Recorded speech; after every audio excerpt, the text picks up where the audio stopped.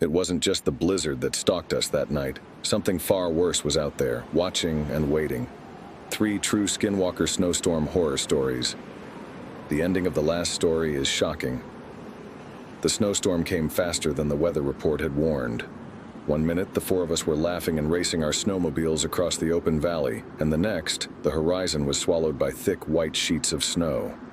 The wind howled like a banshee, screaming against our helmets and making it impossible to see more than a few feet ahead. We were stranded, deep in the Rockies, miles from the nearest town. Our only saving grace was the old ranger's cabin we'd passed earlier, a crumbling, forgotten structure tucked at the edge of the forest. With no other choice, we retraced our tracks, barely making out the faint impressions in the snow until we found it. The cabin was worse than I remembered. Weathered wood, a sagging roof, and windows covered in frost so thick you couldn't see through them. It wasn't much, but it was shelter. We pushed inside, barricaded the door, and huddled close to the weak light of a propane lantern. The storm intensified, battering the cabin with relentless force. Then, amidst the cacophony of the wind, came the first howl. Low and mournful, it cut through the night like a warning. We all froze. "Coyote?" one of my friends asked, his voice trembling. "No," I whispered. "It's too deep for a coyote." The howl came again, closer this time. And then something moved outside, a dark shape passing in front of the small, snow-caked window. My heart sank. It was a figure, vaguely human but distorted, like a shadow cast by flickering firelight. "Someone's out there," I whispered, pointing at the window. We killed the lantern, plunging the cabin into darkness. The 4 of us sat there holding our breath, listening. The wind roared, and for a moment I thought I'd imagined it.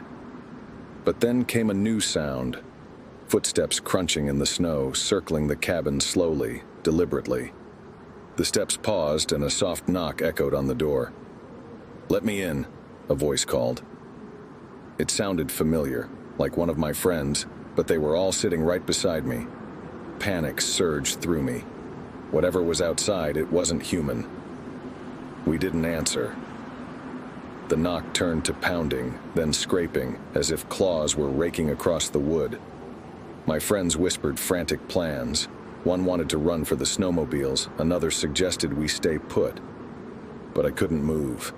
My gaze was locked on the window where the shadowy figure appeared again, now pressed against the glass. Its face, or what passed for one, was a pale, featureless mask, except for 2 sunken pits where the eyes should have been. It tilted its head unnaturally, as if studying us, then opened its mouth impossibly wide, revealing rows of sharp, gleaming teeth. I clamped my hand over my mouth to keep from screaming. The figure let out a guttural growl before vanishing into the storm. We spent the rest of the night in silence, clutching makeshift weapons, waiting for it to return. It didn't, but the feeling of being watched never left. When dawn finally broke, the storm had passed, and we cautiously stepped outside. The snow around the cabin was trampled with enormous tracks, far larger than any human or animal I'd ever seen. They circled the cabin, leading off into the woods, where they disappeared without a trace. We didn't talk about it as we packed up and left. Even now, I don't know what we saw that night. But I know one thing for certain. It wasn't human. If you're enjoying so far, remember to like and subscribe. We thought the storm was the only danger, but when the cattle panicked, we realized something unnatural was out there. Working on a cattle ranch in northern Utah during the winter is no easy task, especially when storms sweep in out of nowhere. That night, the snowstorm came fast and vicious, blanketing the fields in an unrelenting white haze.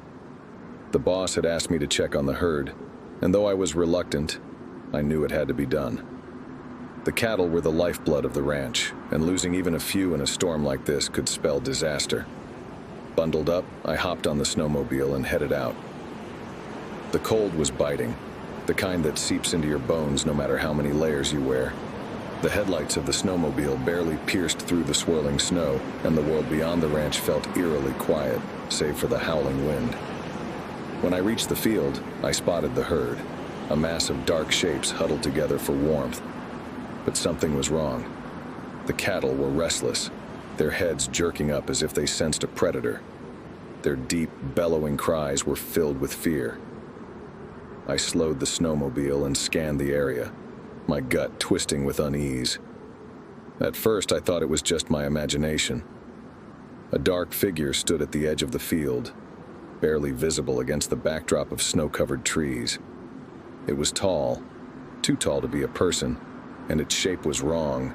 Its limbs seemed elongated, its posture hunched but menacing. I killed the snowmobile's engine and stared, trying to convince myself that it was just a shadow cast by the storm. Then it moved. The figure stepped forward, its gait unnatural, almost jerky, like it was being pulled by invisible strings. The cattle erupted into chaos, their panicked bellows echoing across the field. I tried to stay calm, shouting to herd them back toward the barn, but the figure moved faster, weaving through the storm like it wasn't hindered by the snow or wind. A sudden voice called out, sharp and clear, cutting through the noise of the storm. "Over here! Bring them this way!" It was my boss's voice, or at least it sounded like him. But he was back at the house, miles away. My stomach churned. Something about the tone was off, like it was too perfect, too deliberate. I didn't respond. Instead, I revved the snowmobile's engine, guiding the herd toward the barn. The figure followed, its form becoming clearer as it closed the distance. It was no man. Its limbs were grotesquely long, its face obscured by shadows, and its movements were too fast, too erratic. As I neared the barn, I glanced back. The figure had stopped at the edge of the field, standing motionless in the snow. For a moment, I thought we were safe, but then it tilted its head, as if listening. A distorted voice came from its direction, mimicking my own now. "This way. Come back." I slammed the barn doors shut as soon as the last of the cattle were inside. My hands were shaking, my breath coming in ragged gasps. Outside, the wind howled, and I swore I could hear faint scratching on the walls, as though it was still out there, waiting. I didn't sleep that night. When morning came, the storm had passed, and I cautiously opened the barn doors. The snow outside was crisscrossed with tracks, large hoof-like prints, but they didn't belong to any cattle. They were too big, too deep, and they circled the barn several times before leading back toward the woods. I never told my boss about what happened that night. He wouldn't have believed me, but I know what I saw, and I know what I heard. Whatever that figure was, it wasn't human, and it wasn't natural. The cattle weren't the only ones being hunted that night. We weren't alone on that snowy path. Something was out there stalking us through the darkness, and it wasn't human. Winter hiking is one of my favorite things to do, especially when the world is blanketed in fresh snow, and everything feels quiet and still. My two friends and I had planned this trip to the Wasatch Range for weeks, hoping to enjoy a serene, snow-covered adventure before the holiday chaos set in. We didn't expect to encounter anyone else on the trail, let alone something terrifying. The hike started off peacefully enough. The air was crisp, the trees were draped in heavy snow, and the world around us felt like a winter postcard. The trail we chose wasn't well marked, but we'd studied maps and were confident we could navigate it. The sun was low on the horizon, casting a golden glow across the snow. As the afternoon stretched on, the trail began to narrow, and the forest grew denser. The temperature dropped quickly, and a heavy silence fell over the woods. Even the crunch of our boots on the snow seemed muffled. That's when we saw the tracks. They were enormous, almost hoof-like, but wrong somehow. The edges were jagged, and the gait was strange, uneven, like whatever had made them didn't walk naturally.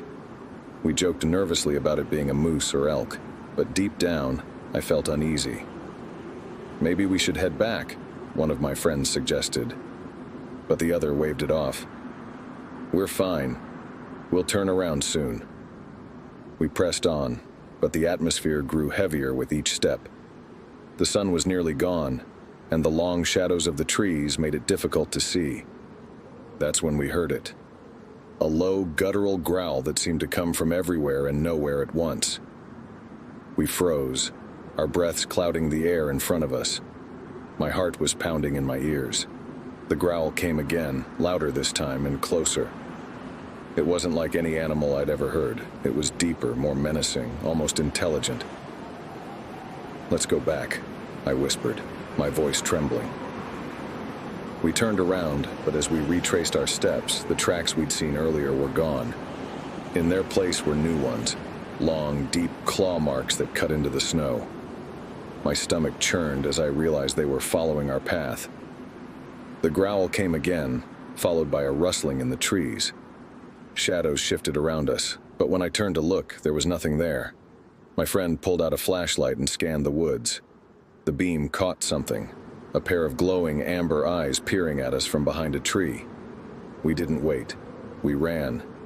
The trail was icy, and more than once one of us slipped, but fear kept us moving. The growl turned into a series of clicks and chirps, echoing around us like mocking laughter.